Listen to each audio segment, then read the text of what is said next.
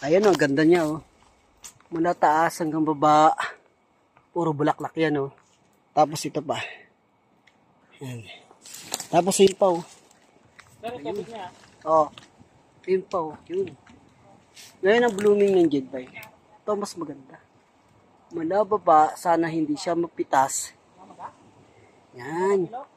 Meron pa rito. Ito naman, maliit pa lang. Kumbaga, ano pa lang siya. Maliit pa lang. Hindi masyado kita, madilim na. Tapos yun, marami. Yun, dami oh. O, diba? Blooming siya ngayon.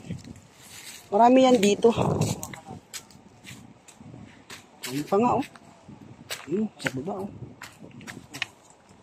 Marami na. Meron pang ano.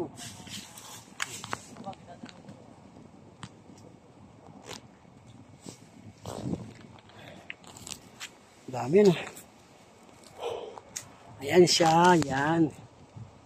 Yan.